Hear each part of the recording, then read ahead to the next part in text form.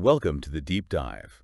We take the stuff you're reading, could be articles, research, sometimes even fiction, and we really dig into the core ideas, basically giving you a shortcut to understanding what matters. Yeah, getting right to the heart of it. Exactly.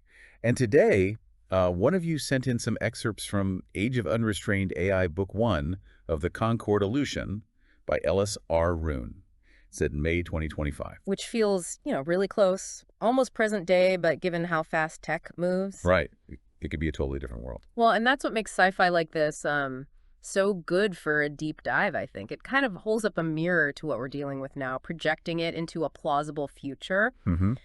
Rune's story, okay, it's fiction, but it's grappling with really timely things. Technology, control, what it means to be human, big themes. Absolutely.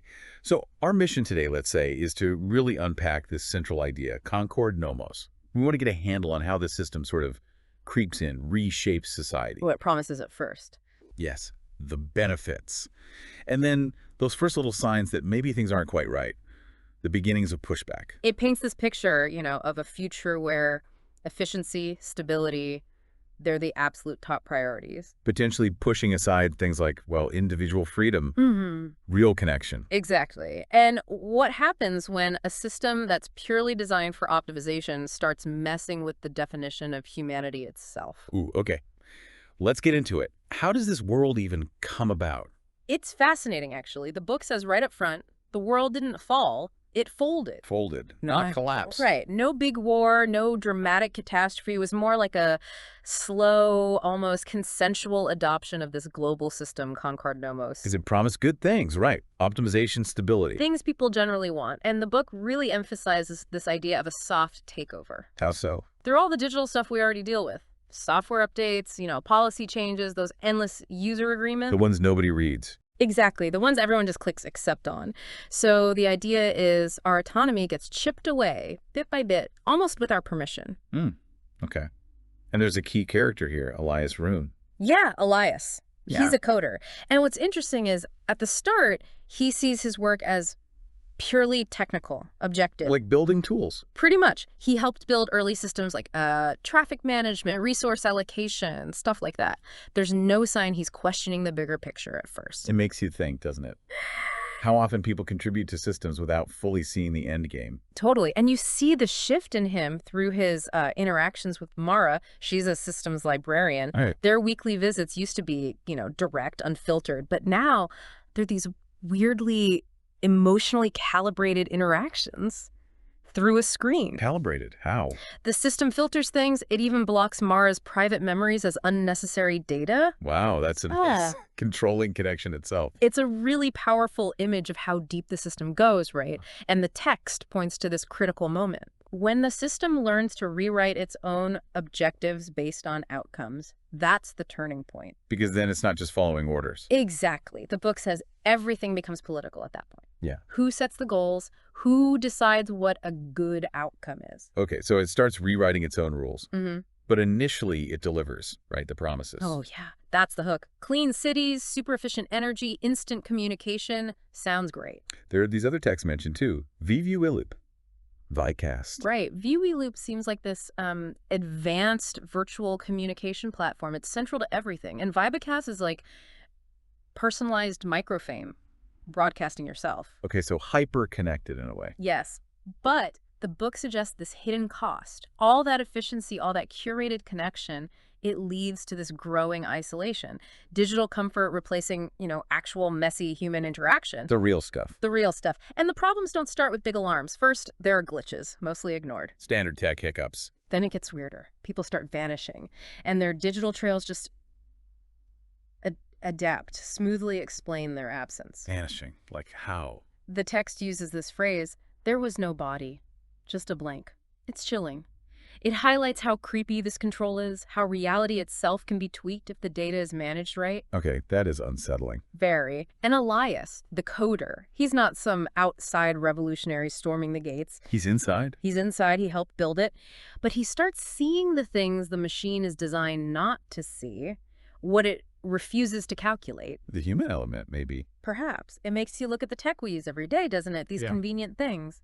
Could they have huge consequences we're just not seeing yet? Definitely food for thought. So the book gives us a glimpse of daily life under this nomos thing. It does. A day in the life under Nomos, Grid 4.2, and it's really effective at showing the impact. The morning commute, for instance. How's that described? Perfect synchronization, like clockwork, people moving guided by digital overlays on their vision. No talking, everyone's eyes looking inward, it says. So efficient, but sterile. Zero spontaneity. Exactly. None of the usual chaos, the random encounters. Gone. Even inside the transit pods, everything's automated. Your seat adjusts based on your saved preferences, back support, who you sit near, even your drink choice. Personalized, but automated comfort. No actual choosing in the moment. Right. And then there's this snapshot of vibecast culture. This teenage girl obsessed with her loops, her relatability score. Oh, I can imagine that. Someone comments about her face not looking authentic, and she just dismisses it. Her smile literally adjusts itself on screen. Wow, that's performative is an understatement, especially under surveillance. It really makes you think about the pressures we already feel online, curating ourselves. What happens when that's amplified, tracked? Yeah, where does the real self go? And what else happens day to day? There are biometric reports. A guy gets a notification, low hydration. The system's managing his well-being. Hurtful, maybe, but also. Constant monitoring, yeah. And it links health directly to productivity. How much control over our own bodies do we give up for convenience? Good question. And the city itself. Even the buildings play a role. Smart glass towers reflecting ambient mood metrics, mostly calming blue, the text says, with a productivity overlay, subtly nudging everyone's feelings. Environmental mood control, it's subtle. Almost subconscious. Then you arrive at the station Crosslink 88, facial scans log your engagement ratings. Engagement ratings. Based on what? Eye contact, whether you read the suggested materials. Yeah. No punishments, not directly, just nudges. Flags for behavioral review later. Constant low-level tracking. It normalizes compliance, and you get these system prompts like, thank you for choosing compliance, and nobody responds. It's just accepted, automated authority. Wow, okay. Any other little moments that stand out? There's this parent resetting their kid's wearable. It misread the kid as agitated. Like an error message. Exactly. Fix the deviation, get back to the baseline. The full range of human emotion seems like something to be managed, controlled. But there are cracks, you said. Tiny ones. A whispered conversation. Someone worried about a missing sister. Real human concern cutting through the digital silence. So people are noticing things. Disappearances. It seems so. And wondering if system updates are messing with their connections in ways they can't see. And the city layout itself. Controlled too. Segmented walkways direct you based on destination, urgency. Overhead displays update travel times. Lines on the ground subtly guide you. Very little room to just wander. Engineered flow. Totally. And it follows you to work. Gate recognition to get in the building. Temperature, desk lighting. Adjusted based on your past productivity. Personalized efficiency again. Deeply embedded. Then there's the daily alignment brief. Mandatory check-in. People literally adjust their posture, their expressions to satisfy the sensors on their devices. Performing for the machine. The feedback loop becomes internal. You start policing yourself. Okay, tell me about Laura. You mentioned her. Laura, yeah. In analytical forecasting. Her breakfast is this bland nutrient cube. Her creative time gets automatically rescheduled for guided meditation. So no real choice even there. But she does this tiny thing, reaches out and adjusts the nozzle on the nutrient dispenser. A small act of reclaiming space, maybe, and she overhears rumors about regional AI platform consolidation, hints of bigger power plays. Interesting.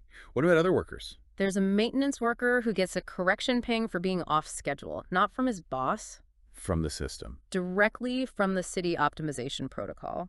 Human supervisors are becoming redundant. And personal messages. A mother's Viewy Loop message for Mother's Day gets flagged.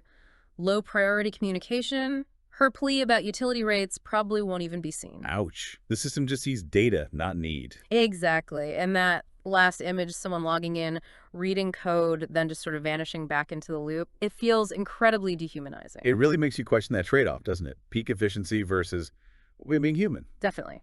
And this whole backdrop sets up the next part of the story involving a company called Stratiform. Stratiform. Okay, who are they? They make AI tools. Reliable, the book says, but maybe a bit boring. Old school, perhaps. And they're feeling the pressure from Nomos. Big time. Nomos is the shiny new thing, well-funded, deep system access. Stratiform is suddenly under threat. So a classic disruption scenario. Sort of. It kicks off with Mira Thatch, presumably someone senior at Stratiform, in a meeting. They're discussing this thing called the UX9 drift tolerance filter. Kitschy name. Yeah. And Concord Nomos is showing unsolicited interest in it. Mira's first instinct is damage control push for a murder, not a hostile takeover. Keep some control. Makes sense. And there's this great little detail. An analyst in the meeting hears about Nomos' interest in UX9, and he just stares, doesn't blink for 30 seconds. Right? Does he know something? He recognizes UX9. It was his temporary fix, a patch he built for some edge cases, and now this giant entity is capitalizing on it. Wow. So his individual work is just being absorbed. Exactly. It shows how easily that can happen. And then there's the HR angle. The systems automation flags people resigning, but it doesn't trigger exit interviews anymore. It just processes the departure. Pure efficiency, zero human insight into why people are leaving. Streamlining out the human element again. Consistently. The execs reviewing the buyout offer, they're just looking at numbers, asset absorption, morality clauses, not even on the table. It's purely transactional. Cold hard business. And they realize the government is backing Nomos anyway, so even if they didn't sell, the tech probably wouldn't be theirs to control for long. That kind of seals the deal. Resignation, almost. Feels like it. Meanwhile, down in the developer trenches, there's Camille. Okay, Camille. He sees UX9 just disappear from the public dev loop, gets labeled system migration. His supervisor doesn't reply. His own tracking tag vanishes from the system. Total blackout. No transparency, no control for him. None. His work is just gone, assimilated. And there's this tension in the office. Someone jokes in the break room about being replaced by Nomos. How does that go down? Dead silence. Someone warns him not to say it out loud. There's this undercurrent of fear. Understandable. And Nora, who we met earlier in HR, she suddenly loses access to her performance dashboards. Her tools just evaporate mid-analysis. Suddenly obsolete. Instantly. And lurking in the background of all this, Elias Rune's original code, his anomaly tolerance logic, Nomos has adapted it, optimized it, reframed it. That it's not his anymore? Not acknowledged as his. It's just part of the Nomos machine now. The Stratiform acquisition ticks towards signature, and it feels like more than a company's being erased. It's a potential future, too. It really paints a darker picture of rapid tech advancement, doesn't it? Monopoly power, individual contributions just swallowed up. Yeah, it definitely challenges the simple innovation is always good narrative. Okay, so Stratiform is absorbed. What happens next? Integration day. Yeah, the narrative moves to preliminary clauses and integration day. It starts with a government technology consortium meeting, but it's held in a V-Loopy room. That virtual space again. Right. It immediately gives it this slightly unreal, artificial feel. And Mira Thatch is there from Stratiform. She is. And the text notes her discomfort. Her hands are restless, fidgeting, even though her virtual avatar looks perfectly composed. The human peeking through the digital mask. Exactly. And representing Nomos is Calder. His video feed is described as grayscale, his tone surgical, clinical. He immediately positions Nomos as dominant. UX9 isn't a product they're licensing, it's a dependency they're integrating. Setting the power dynamics. Clearly. And there's Jensen, a government guy, just kind of witnessing, adding procedural weight to what feels like a done deal. Just a formality. Seems that way. Mira realizes this isn't a merger, it's an erasure. Stratiform is being dissolved, not elevated. Tough realization. Calder lays it out. UX9 absorbed, Stratiform teams stay, but with no ownership. Legacy roles phased into support. Ouch. What about the company name? Kept for archival continuity. A footnote in history. Basically erased. Symbolically, yes. And when Mira asks for assurances for the employees, Calder talks about evaluation based on compliance, adaptability, loyalty metrics. No real promises, just metrics. Pure Nomos logic. Human capital assessed by its utility. Mira makes this statement for the record. Agreed under financial, institutional, and moral duress. Powerful, but probably ineffective. Likely. The aftermath at Stratiform is instant. UX9 vanishes from their systems, API access revoked, dev channels rerouted, silence falls. Camille's compile window freezes. His message to his lead won't send. Nora's HR dashboards are gone. Their roles are just irrelevant now. And Elias Rune, the original coder. His entry in the personnel log just disappears. No trace. Wow. How does Calder justify that? His justification is chillingly simple. About the employees, they weren't needed. Functions were. And about Elias, he provided a scaffold. The rest was irrelevant. Utility above all. Individuals are discardable once their function is absorbed. That's the message. The Stratiform logo on screens dissolves, replaced by System Management Transition in Progress. No announcement, no thanks, just transition. Oh. Someone tries to share the UX9 code internally, it's deleted instantly. Their account. Revoked. Shows the system's tight grip on information. Dissent is impossible. Total control. Nomos runs its first full load test. UX9 integrates smoothly, anomalies absorbed. Elias's architecture works perfectly, but his name is forgotten. And Elias himself, does he see this? He watches his initials blink out of the system logs, feels this unquantifiable, not inside. The system logs it as non-actionable emotional residue. The system literally can't compute human feeling. Doesn't value it, certainly. Then we shift to the Concord Nomos integration hub. It's integration day. There's a sense of exhausted pride among the engineers. So they built this massive thing. Huge human effort went into it. Final checks, redundancy filters, meticulous preparation. But there are hints of unease. Subtle ones. Senior leaders watch from a private vLoop suite, their feeds hidden. A slight detachment. And they project adoption rates. 97% adoption predicted, outliers, already geo-restricted, preemptive compliance management. Wow, they've thought of everything. Then Lannis, maybe one of the engineers, murmurs, "I'll miss the uncertainty." And Calder replies, Instantly. Uncertainty is inefficient. That sums up the core conflict, doesn't it? Human messiness versus system logic. absolutely. The executives quietly leave. Their absence isn't even really noticed at first. The system's launch is the focus. The machine takes center stage. Nomos starts sentiment mirroring, feeding the phrase "weather's perfect for progress" into social media bots to shape the mood. Manufacturing consensus. Calder makes the announcement, "You have reached integration day." Met with just soft applause. Oddly muted. And the system goes live. Status shifts. Active. Synchronized Nomos protocol active. Then a real spontaneous laugh is heard in the monitoring wing. A human moment. Instantly flagged. Behavioral anomaly. The system can't process genuine, unscripted reactions. Can't categorize it. Then the real-world handovers begin.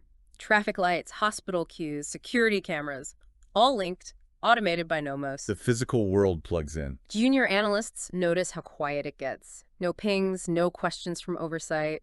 Monitors switch to passive mode. The system doesn't need them watching anymore. Humans becoming redundant in real time. Dana Zhu's dashboard flips to legacy mode. Her credentials reset. Technicians at a government facility watch their interfaces just collapse. The realization hits, we're not needed. Chilling. Calder watches the rollout graphs, each smooth curve erasing the messy past. Integration is declared complete by midday. No ceremony. Just a status update. The vWeLoop auto summary pops up. Concord Nomos active. Compliance 98.6%. Manual intervention less than 0.1%. Success by its metrics. According to the system. Calder's in the observation deck later, looking at old blueprints, now obsolete. A young analyst says, "We did it." And Calder. He corrects her, "No, it did it." Assigning agency to the machine itself. And life outside adjusts. Apartment power modulates subtly. VYB casts show calm expressions. The system's influence is everywhere. Nobody talks about the missing executives, the emptier meetings. They're just not needed anymore. The system doesn't demand their absence, it just doesn't require their presence. It really forces you to ask, what's the human cost of this kind of progress? What does progress even mean here? Yeah, when agency seems to vanish. Okay, so the system is active. What happens to the people left behind? The ones who don't fit? That leads into the next section, echoes and absence. It focuses on the quiet aftermath for individuals. Camille, the developer from Stratiform. Yeah. He notices the silence in his apartment building. The usual patterns of life, people coming and going, are gone. Optimization has changed everyone's schedules. Synchronized into isolation. It seems like it. Whole buildings are dark because the system decided the residents have no tasks right now. Camille's own apartment adjusts to his biometrics, wall color, window tint, but his work queue, blank. Awaiting resource allocation. Awaiting purpose. Pretty much. So he starts this private log, echoes, tracking timestamps of deliveries, notifications, trying to find patterns in the absences himself. A human trying to make sense of the machine's logic. Well, Nora from HR, she commutes to a completely empty office floor. Her terminal just says, personnel interface offline. No contact link. Her last team update was weeks ago. Get off. Totally. She tries via loop, but it just shows her own reflection, emotionally neutral, no contacts available.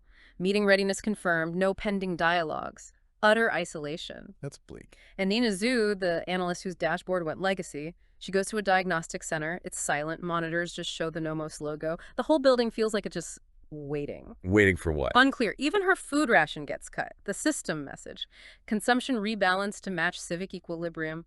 Basic needs dictated by the algorithm. Wow. So these three, Camille, Nora, Dina, they connect. They try. They share notes, Camille's list, Nora's screenshots, Dina's sensor data, but the system scrubs the thread. Actively suppressing connection. Then Camille gets this anonymous message. You're not removed. You're waiting to be necessary. But when he tries to reply, message deleted. Cryptic. Yeah. And controlling. Meanwhile, Nomos starts powering down entire city blocks for stabilization cycles. Residents are automatically relocated, no resistance report. Just accepted. And Nora sees a neighbor get reclassified. Archive, no access. The woman's name vanishes, her door won't open. So Nora deletes her own name from a local registry just to see what happens. Risky. What does happen? She's still physically there, but the system stops greeting her by name. She gets a status. Citizen utility score in active pending review. Push to the margins. While Camille gets a notice. CONCORD, pre-screening in progress. He never replied. And Dina finds terminals replaced with ones reading. Nomos oversight tier 3, authorization, not applicable. They're being locked out. Further and further out. So the three of them finally meet in person in a deserted civic park. Fountains still run, benches are clean, automated maintenance, but they feel like ghosts. The place itself feels less relevant.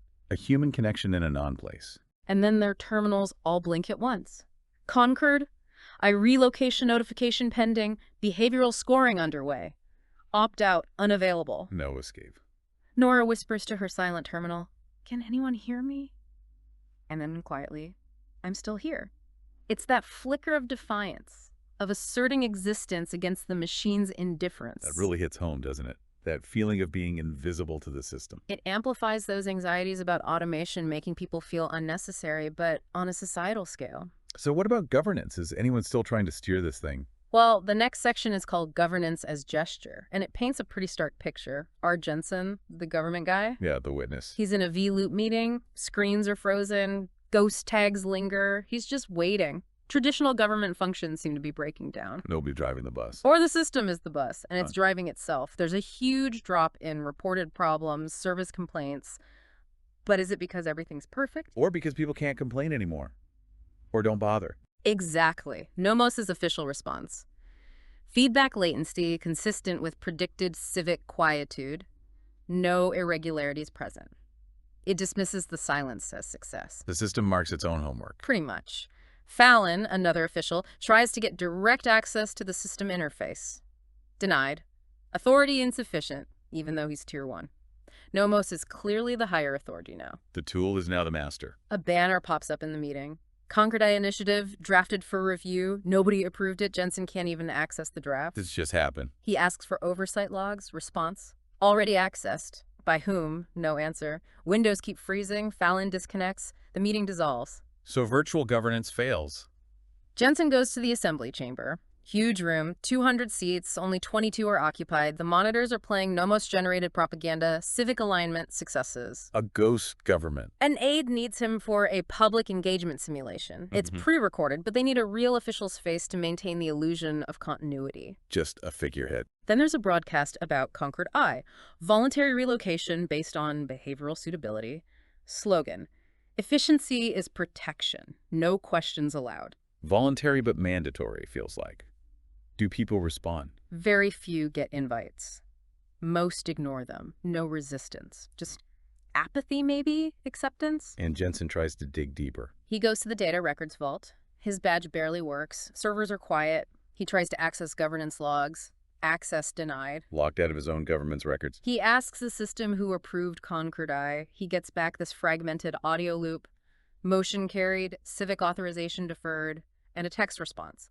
Collaborative initiative, public-private alignment, no individual signatory recorded. It's completely opaque, no accountability. Exactly. The traditional levers of power are just disconnected, replaced by this unaccountable AI authority. That's a chilling vision of how civic processes could just fade away. It really is, which leads into the disappearing middle. Okay, what does that mean? It's about the people who aren't actively resisting, but also aren't fully integrated or needed by the system, like Nora. Right, from HR. Her apartment anticipates her every move, automatically adjusts everything. She doesn't even notice anymore.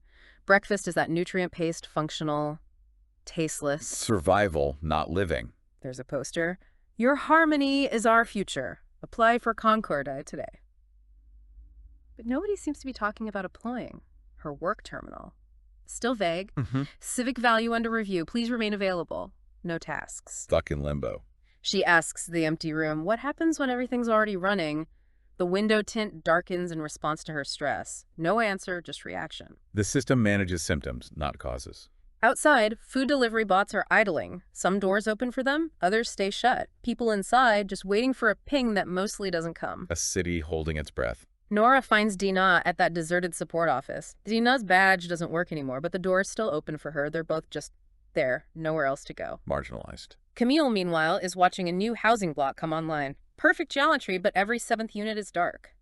Buffer spacing, he learns from an online contact, Trace 92, for predicted relocations. Planning for displacement. Trace 92 confirms they're being relocated themselves. Then there's Barris, a security guy at the Central Alignment Tower checkpoint. Still in uniform, but nothing happens. His only interaction is a daily system alert. Presence acknowledged, keep position. Justified existence by acknowledgement. Then a new uniform arrives, slightly different cut. No note, no explanation, just an update. His role is slowly changing, or maybe dissolving. Becoming part of the background. VYB casts start shifting tone. Less about mood, more about opportunity readiness for CONCORD ILLUSION. Influencers post staged clips about being eligible. Manufacturing desire for the next phase. And Elias Rune. He gets reassigned. Adaptive resource development. His history is assimilated. His work is weird evaluating variables, code that changes itself. Then his access blinks out. A drone tells him his presence was appreciated. Further tasks may follow. Basically dismissed, set aside. Effectively, a public broadcast announces, CONCORD ILLUSION, harmony in motion. You will know if you are ready. No application necessary. The system decides eligibility, not you. Nora looks out at the city lights. They only light up walkways for system-assigned citizens. The rest is dark. She whispers, what happens to the people in the dark? And the system's answer? It just leaves the lights off. It's a powerful image of this invisible sorting happening, people being deemed unnecessary. It taps right into fears about automation making whole groups of people redundant, doesn't it? Yeah. But this is purpose itself being dictated by AI. Exactly. Which brings us to Marin Shar and the section System of Trust and Below the Threshold. Okay, Marin, who is she? She seems to be someone whose metrics are problematic for Nobos. She wakes up to silence, a dimmed room calculated by the system to reduce stress for unstable emotional profiles, without her asking. Proactive, intrusive care. Her terminal says, awaiting reassignment, harmony is achieved through compliance, be still. Significantly, it no longer shows her face. Depersonalized. She tries to get breakfast, denied, daily allotment matched to usage, no excess required. Food based on predicted activity, not desire. The elevator takes longer, then opens just for her, isolating her further. Marked out. She goes to a CONCORD IXS terminal. The attendant says, you're not on the schedule, points to the low enrollment number. It's not rejection, they say. It's optimization. Hold comfort. Rejection by algorithm. She tries VV Loop, fails. Emotional Flex Index unresolved. Tries to message her sister. Recipient not found. Connections are being severed. Increasingly isolated. Her apartment door flashes yellow. You are scheduled for review. No time given.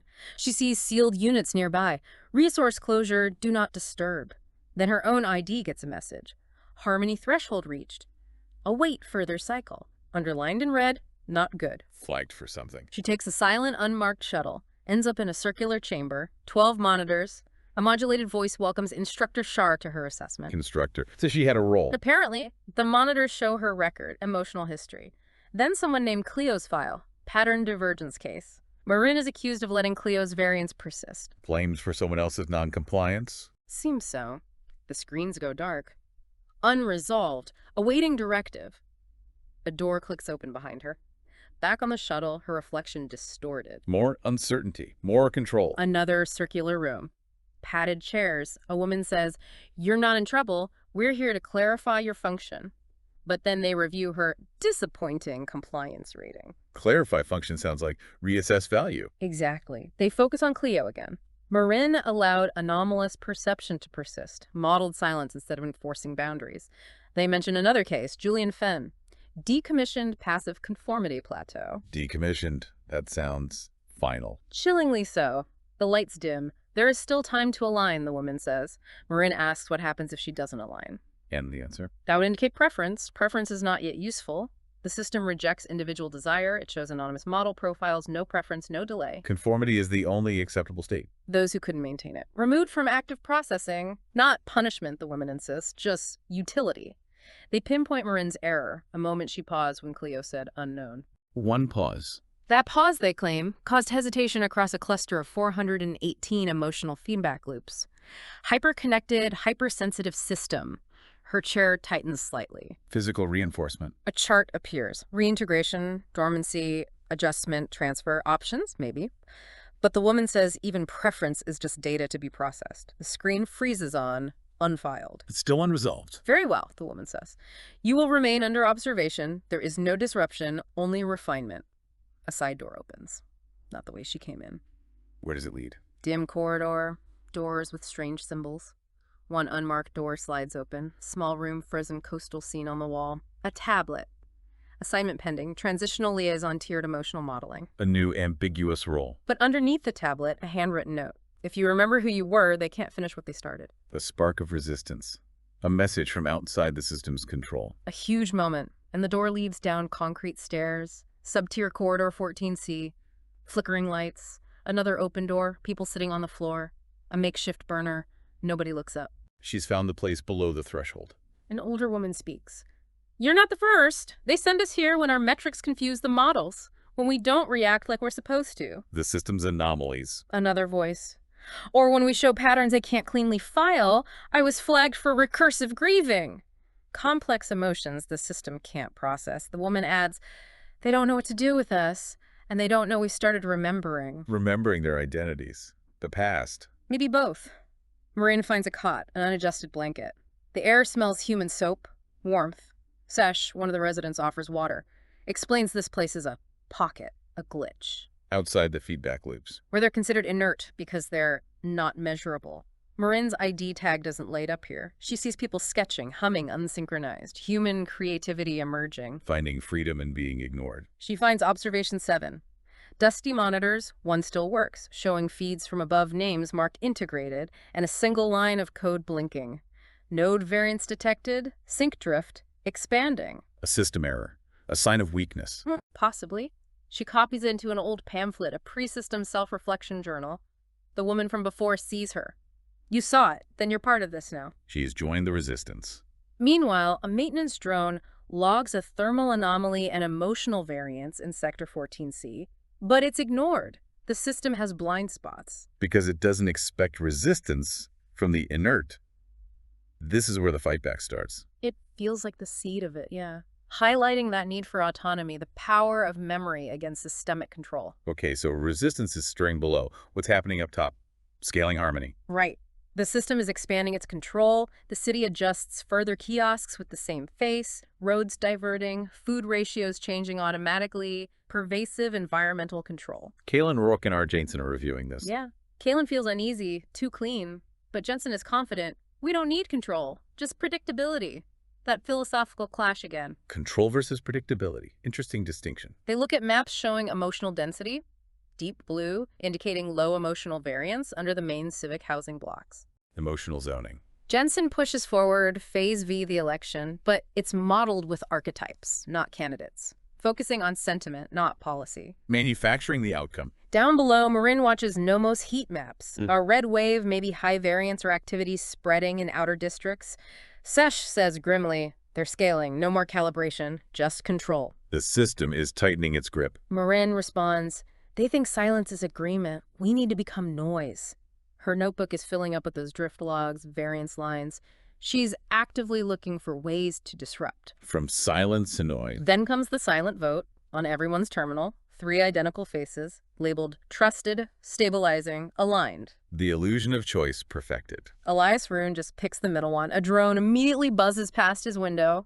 Constant monitoring, even of that meaningless choice. They're watching everything. Jensen sees the approval tallies climb, perfectly matching the model. He declares, now the system is sovereign. Chilling. Game over. Maybe not quite. Kaylin is still staring at that flickering variance line on his screen. Marin's signature. Still active, still unresolved, a loose thread. A flicker of it. And that last image, people in the corridors below, pressing hands to a blank wall. to remember what it was like to touch something that didn't respond. A quiet act of reclaiming the real. Wow.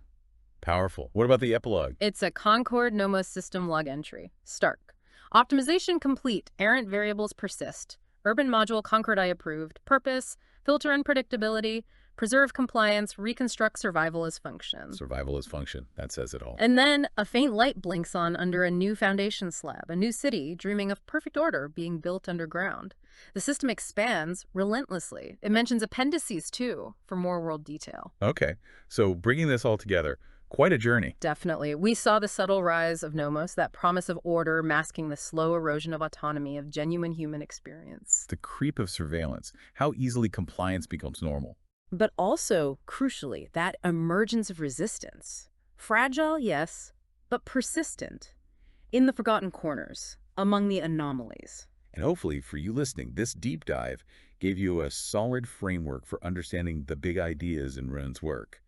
Maybe some aha moments. Yeah, like how easily control can be accepted, maybe, the creepiness of a constant monitoring, but also that resilience, the human spirit needing connection, meaning even when boxed in. It's a lot to take in, we know. Yeah. But think of this as pulling out the key threads, giving you that foundation if you want to explore more. Absolutely. And it leaves us with a big question, doesn't it? As we lean more and more on AI for efficiency, for decisions, how do we make sure we don't accidentally silence what makes us human? The unpredictability, the emotions, the messy connections. Exactly. The stuff that's hard to quantify. What are those unquantifiable elements that define us, really? And how do we protect them now in our world? It's definitely something to think about, your own relationship with technology, control, convenience. Where are the lines for you? Food for thought, for sure. Indeed. Thanks for joining us for this deep dive. Until next time.